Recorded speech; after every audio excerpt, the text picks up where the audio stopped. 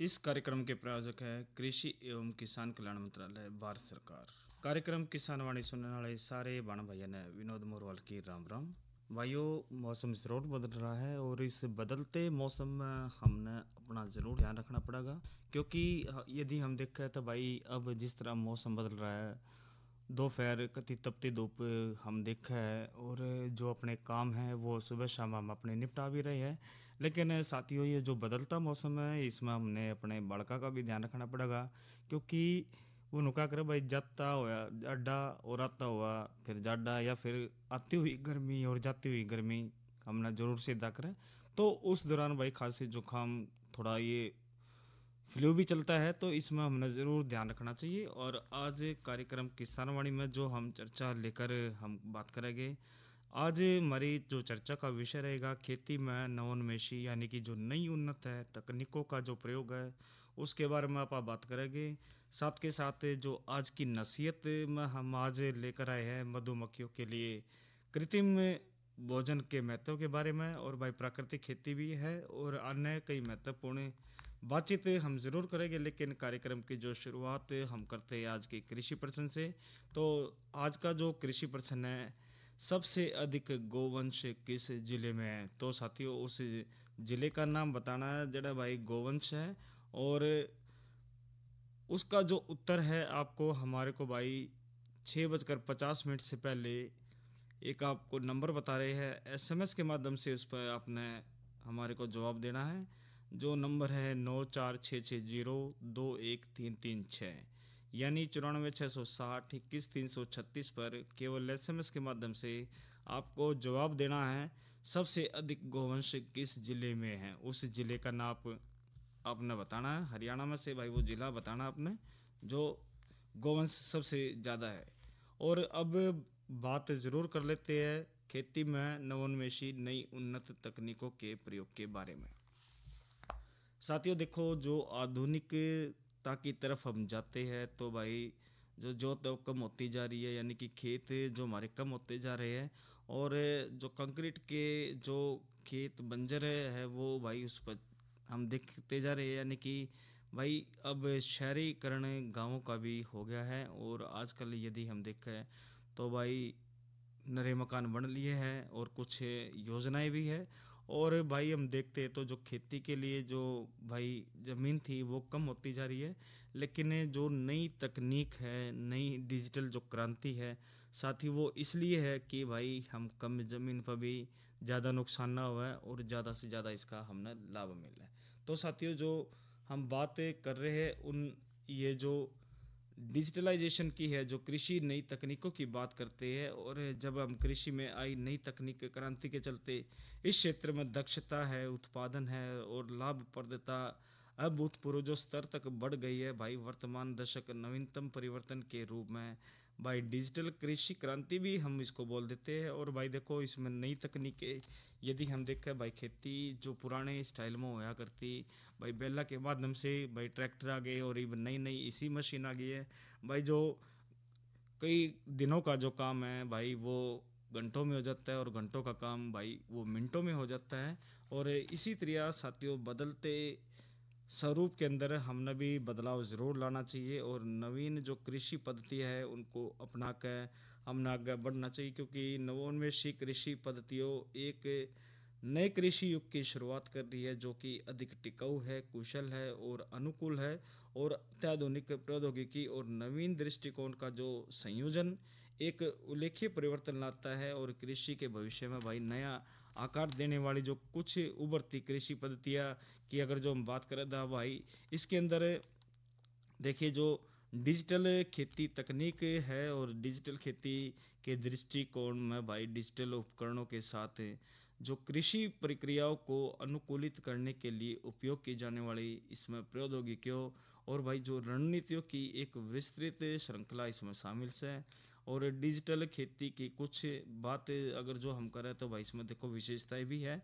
और principal farming में प्रौद्योगिकी यानी कि प्रिंसिजन फार्मिंग यानी स्टिक खेती का एक प्रमुख तत्व जीपीएस तकनीक से है, और यह किसानों को भाई अपने खेता का स्टिक योजना बनाने में सक्षम बनाता है, जिस तरह मशीनों के लिए भाई नेविगेट करना और संसाधनों को सही स्थानों तक लागू करना आसान हो जाता है।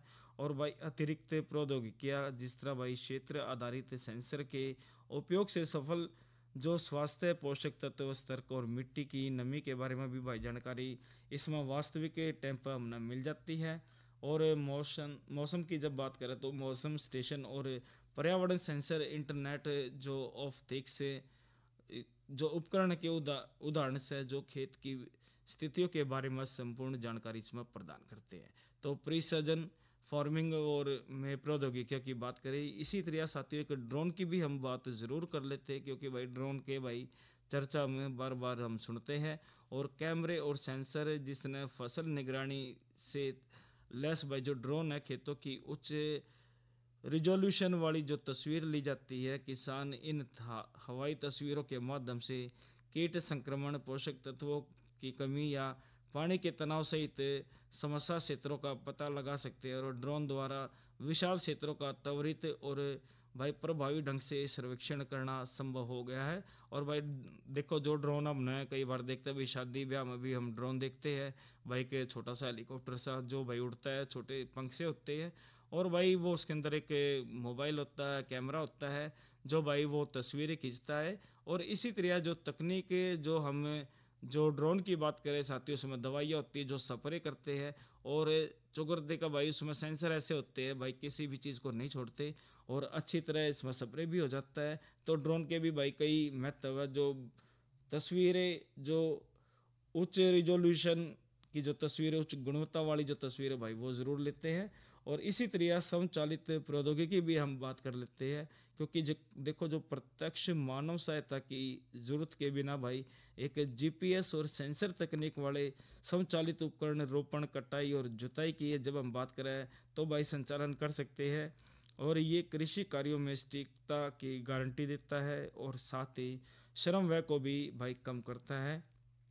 इसी तरह साथियों परिवर्तनीय दर प्रौद्योगिकी हम जो बात कर लेते हैं जिसने वीआरटीवी कह दिया करें। और यह एक क्षेत्र में विभिन्न दरों पर जो पानी है, शाकनाशी और उर्वरक जिसे इनपुट के अनुप्रयोग को सक्षम बनाता है। और यह विधि भाई सुनिश्चित करती है कि फसल और मिट्टी की स्थितियों की स्थानीय परिवर्तनशीलता पर विचार करके वही संसाधनों को ठीक उसी जगह और जब जरूरत हो तो लागू इसमें हम करते हैं। तो इसी तरह साथियों जो डिजिटलाइजेशन इस चीज़ का होता है। और इसी तरह एक और हम बात कर लेते हैं स्मार्ट सिंचाई प्रणाली की, क्योंकि देखो जो फसलों के लिए जो जरूरत का जो पानी की मात्रा है वो टाइम की जो गणना है उसके लिए भाई स्मार्ट सिंचाई प्रणालियाँ द्वारा भाई सॉइल मॉइस्चर सेंसर का प्रयोग किया जाता है। ऐसा करने से अत्यधिक सिंचाई से बचा जा सकता है और जल आपूर्ति और सुरक्षित रखा जा सकता है और फसल के स्वास्थ्य में सुधार किया जा सकता है। स्वचालित सिंचाई प्रणालियाँ को भाई रिमोट नियंत्रण वेब या फिर मोबाइल एप्लीकेशन के माध्यम से भी हम इसमें संभव कर सके। कई बार भाई जिस तरह पानी छोड़ दे भाई चलता रहे भाई और हमने बेरा नहीं चला भाई कितना पानी चाहिए, तो भाई इसे सेंसर आ गए हैं जो आपकी जो तकनीक को वो बढ़िया बतावा। इसे जो मिट्टी की नमी है पौधे न देख ले वह और बढ़िया फोटो भी और एक एक चीज़ को उपचारित इसमें हम करते हैं। तो इसी तरह जो डेटा संचालित फार्म प्रबंधन की बात करें तो एक सॉफ्टवेयर प्रोग्राम और डिजिटल प्लेटफार्म किसानों को उनके व्यवसाय के कई पहलुओं के प्रबंधन में सहायता करते हैं। और ये प्रौद्योगिकियाँ अक्सर मौसम पूर्वानुमान जिसे भाई कई स्रोतों से जानकारी जोड़ती है और फार्म प्रबंधन सॉफ्टवेयर के उपयोग से किसान विश्वास के साथ भाई अपने रोपण, पानी और कटाई कार्यों की योजना भी बना सकते हैं। इसी तरह भाई कृषि कार्यों के लिए रोबोट की भी बात हम कर लेते हैं। भाई विदेशों में हम देखते हैं भाई कई बार इसी वीडियो आ जाती है भाई मोबाइल में भाई हम देखो भाई कितना देश तरक्की कर रहा है और कृषि कार्यों के लिए भाई रोबोट का उपयोग बढ़ रहा है। और ये स्वायत्त वाहन खेतों में भाई जा सकते हैं, प्रभावी ढंग से फसलों की कटाई कर सकते हैं और खरपतवारों का पता लगा सकते हैं और उन्हें नष्ट कर सकते हैं। और रोबोटिक्स से दक्षता बढ़ाने के साथ साथ भाई जो शारीरिक श्रम की आवश्यकता को इसमें कम करते हैं।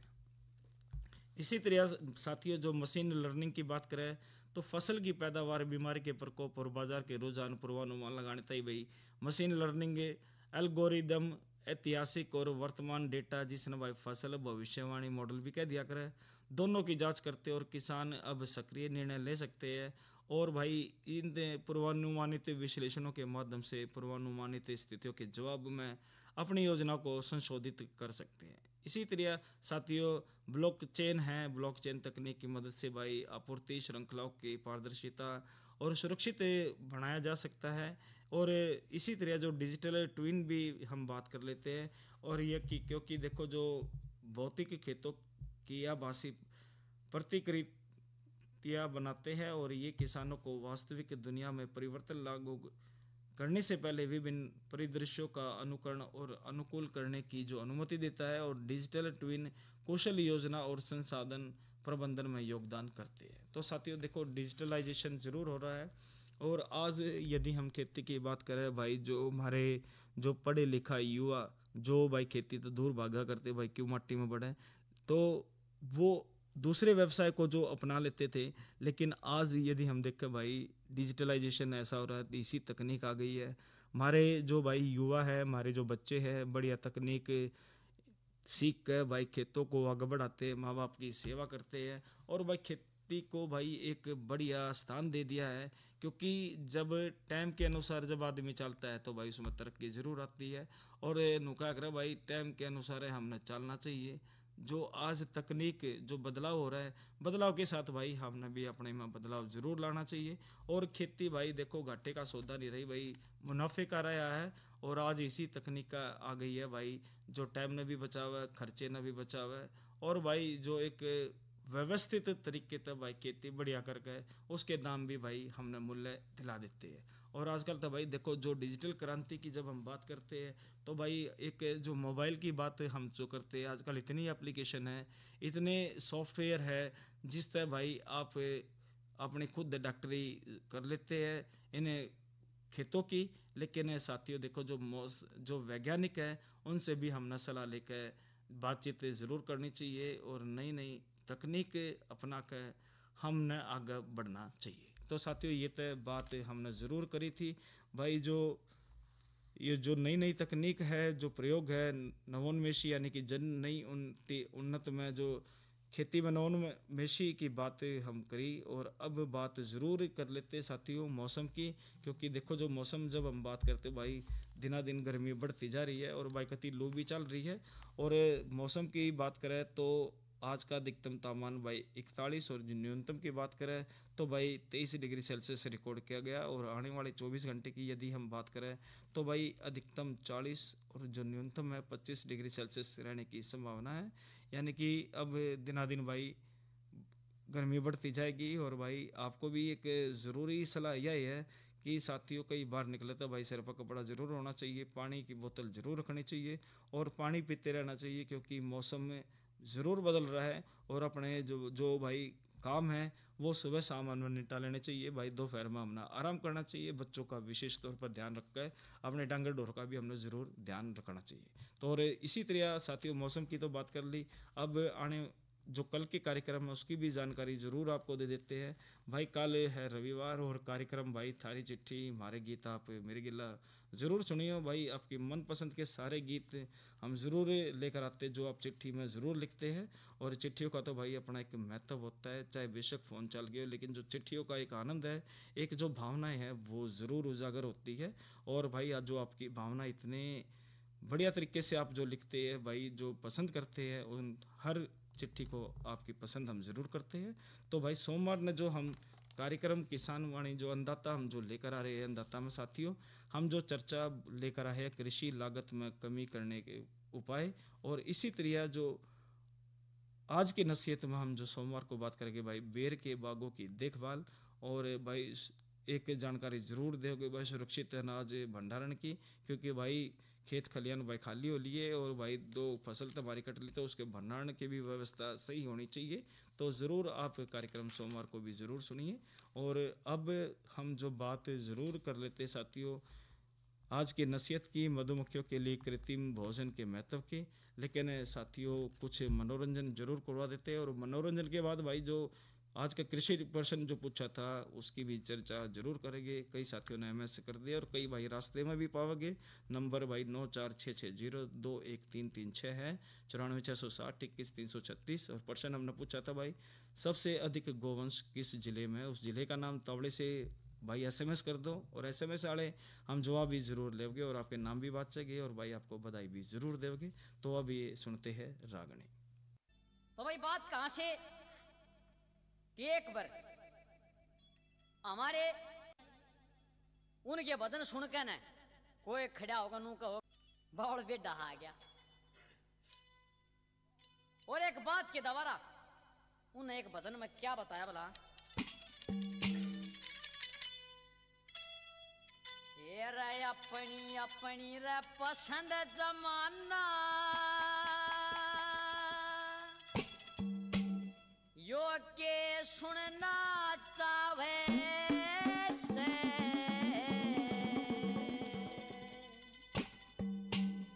इन लोगा का रंग ढंग देख मन अचरज सा आवे से अपनी अपनी पसंद जमाना के सुनना चाहे से दुनिया का रंग ढंग देख मन अचरज सा आवे से अपनी अपनी पसंद जमाना के सुनना चाहे से दुनिया का रंग ढंग देख मन अचरज सा आवे से।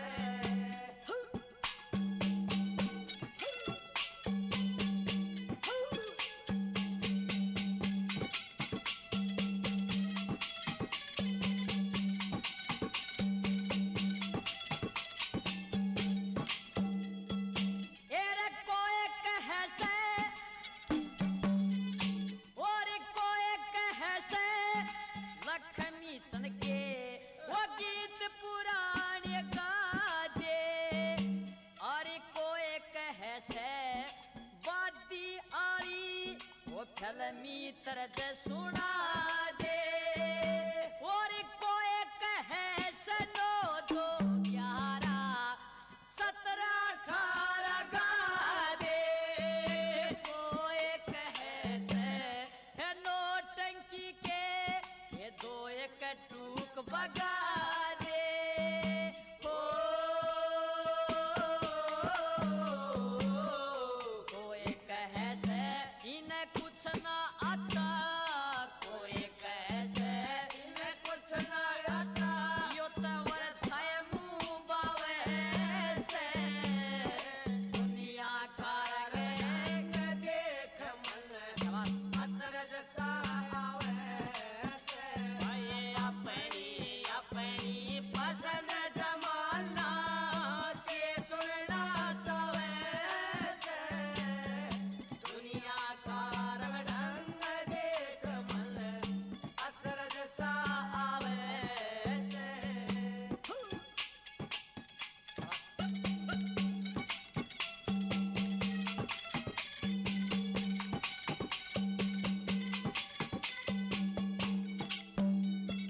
हेरे कोई कहे से आज रात ने वरथा नींद गवाई और कोई कहे से ठीक बोले अरे वो बैठे बानो रे भाई और कोई कहे से सही गाना गा दे अरे बैठे लोग लुगाई अरे कोई कहे तारा चंद गा दे वो गा दे मीरा बाई हो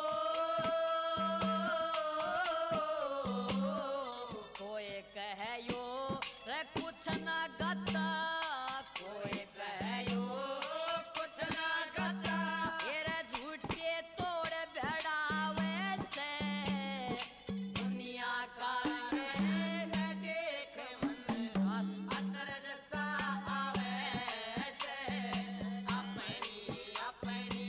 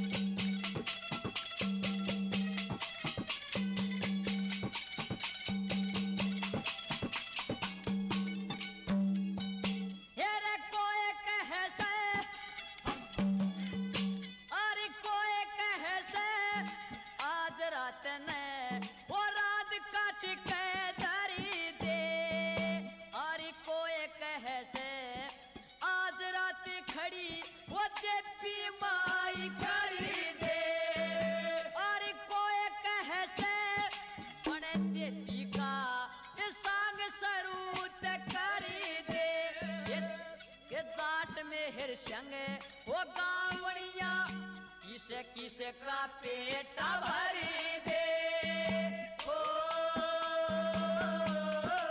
लगा दिया भाई एक उतयान के न्यू बोलिया रे उतयान के न्यू बोलिया तू के घंटा गावे से दुनिया का तेरे अजरज सा आवे से अपनी अपनी पसंद जमाना के सुनना तवे से दुनिया का रंग देख मन अजरज सा आवे से। तो साथियों ये तो आपने रागनी सुनी राजेंद्र खड़किया और साथियों द्वारा और मेट सिंह की हिट रागनी से हमने इसको लिया था। और भाई कार्यक्रम के शुरुआत में हमने जो प्रश्न लिया था कि भाई सबसे अधिक गोवंश किस ज़िले में है, तो भाई इसका जो सही उत्तर है वो है सिरसा। सिरसा ज़िला ईसा भाई सबसे ज़्यादा गोवंश है। और इसका जो सही उत्तर है भाई एक तो हमारे को दिया है सतीश खटक। और भाई कुछ प्रयास ज़रूर करा था हमारे और साथियों ने भी, लेकिन भाई जवाब थोड़ा ठीक नहीं था। और जिनके नाम गांव गाड़ा जिला अम्बाड़ा से थे भाई, लेकिन कोशिश ज़रूर करिए। और भाई आपको बधाई जो आपने ये जो सही उत्तर दिया और ज्ञान को बढ़ाया। और अब बात ज़रूर हम कर लेते हैं जीवंत लोकतंत्र के महापर्व की। साथियों देखो जो 25 मई को चुनाव है, अपना वोट आप ज़रूर दीजिए। और जब आप वोट दें तो भाई सारी चीज़ें ना ज़रूर ध्यान रखिए, अपने बच्चों का भविष्य भी और अपना खुद का भी। और काम के आधार पर हमने अपना जो प्रतिनिधित्व वो चुनना चाहिए। इसी तरह भाई जानकारी को दे देते दाना और पानी है भाई। जिस तरह भाई हमारे बड़े बुजुर्ग दाना पानी का ध्यान रखा करते हैं, ऐसे भाई आप भी पक्षियों के लिए भाई पानी रखें और पानी नित्य बदलते रहे, साफ़ सुथरा पानी हो ताकि वो बीमार ना हो। और भाई देखो दान करना भाई बहुत ज़रूरी है, तो पानी का दान बहुत बढ़िया है। पहले तो प्याऊ भी बना देते थे, लेकिन भाई अगर जो पक्षियों के भी लिए भी पानी रखते वो भी बहुत महादान है, तो दान हमने ये ज़रूर करना चाहिए।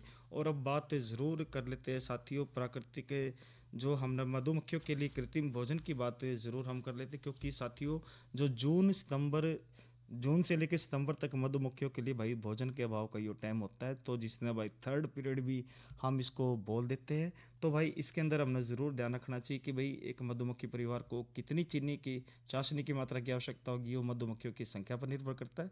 फिर भी भाई एक साधारण कॉलोनी में भाई 400 तो 500 मिलीलीटर की चीनी की चाशनी हर हफ्ते देनी चाहिए। और इसको भाई देने के लिए 1 किलोग्राम चीनी का 1 लीटर पानी में उबाल कर वो ठंडा करके मोम जामे के सफ़ेद लिफाफे में भाई डाल कर ऊपर तो भाई गांठ बांध देवा या रबड़ बैंड कर देवा, और उसके बाद लिफाफा बंद कर देते हैं।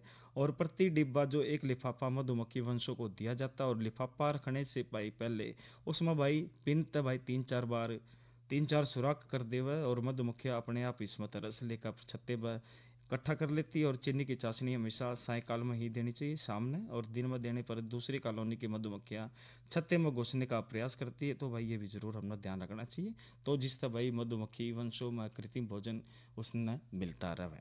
और इसी तरह भाई जैविक प्राकृतिक खेती की भी हम ज़रूर बात कर लेते हैं। तो साथियों देखो जो जैविक प्राकृतिक कृषि जो हम बात करते हैं, तो भारतीय जीवन दर्शन के अनुसार भाई धरती को माता से भी अधिक सम्मान दिया जाता है। और उस धरती को सदैव स्वस्थ रखने का प्रयास हमने ज़रूर करना चाहिए। तो इसमें महत्वपूर्ण जैविक भाई जो जैविक खाद गोबर की खाद है, हरी खाद है, वर्मी कंपोस्ट है, इसके महत्व को हमने जन जन तक पहुंचाना चाहिए। और जीवाणु खाद की बात करें या अन्य है, तो भाई इस तरह हमने ज़्यादा से ज़्यादा हम लाभ ले सकते हैं, और एक बढ़िया हम इसमें खेती से लाभ जनता को दे सकते हैं। तो साथियों एक किसान कॉल सेंटर 1551 पर आप घर बैठे सारी जानकारियाँ इसमें ले सकते हैं। तो आज के कार्यक्रम में इतना ही, और इस कार्यक्रम के प्रायोजक थे कृषि एवं किसान कल्याण मंत्रालय भारत सरकार। और अपने साथी विनोद मोरवाल को दीजिए इजाज़त। अच्छा बहनों और भाइयों राम राम। और गर्मी में आप अपना विशेष तौर पर ध्यान रखें, क्योंकि भाई छोटे टाबरा का भी और बड़े टाबरा का भी यानी कि बड़े बुजुर्गों का भी और अपने बच्चों का भी ज़रूर ध्यान रखें। और एक उम्मीद करते भाई जो अपने नित्य काम आ पाए समय पर करके भाई देश को आगे मजबूत बनाएं। तो साथियों और ये बात हमने जो आज करी, एक उम्मीद करते हैं भाई आप इन बातों को साझा करके एक दूसरे के ज्ञान को बढ़ाकर कृषि को नंबर 1 जरूर बनाएंगे। तो अपने साथी विनोद मरोल को दीजिए इजाज़त। अच्छा बहनों और भाइयों, राम राम।